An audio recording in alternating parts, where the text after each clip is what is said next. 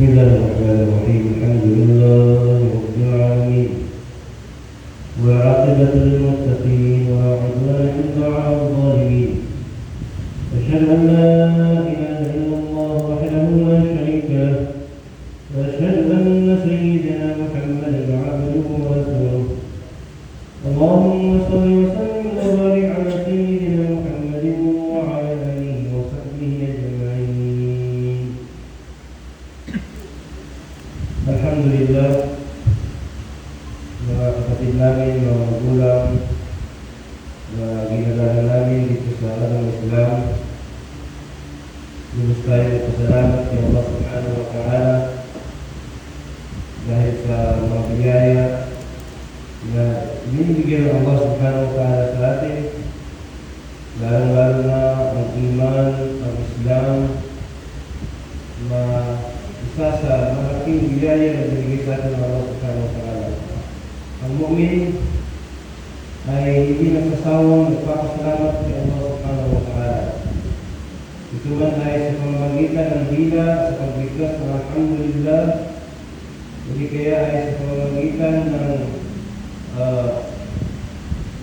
pagdagdag ng mga amal na ibadat, simba kay Allah subhanahu wa ta'ala, ay marami ng paraan para magpasalamat kay Allah subhanahu wa ta'ala.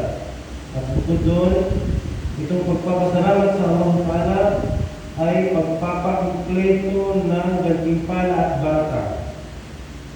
Hadith na nabanggit ng Nabi sallallahu alaihi wasallam na kullu amrin ذي بال لا يبدأ فيه بالحمد لله فهو أقطع. وفي رواية الجزم. Ang lahat ng gawain na mayroong halaga, ibig sabihin na mayroong halaga ay ang gawain pinapahalagahan ng Sharia.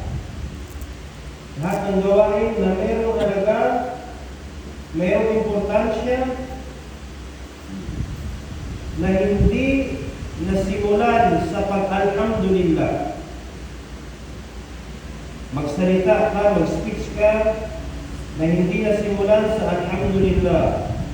Nagkhutbah ka sa hindi nasimulan ng alhamdulillah. Nagsulat ka ng kitab na hindi nasimulan ng alhamdulillah. Sabi ng Nabi sallallahu alaihi wasallam, fahuwa aqta'u, ay qalilul baraka. Maliit, hindi kaya ay kaunting baraka ang gawain na yun.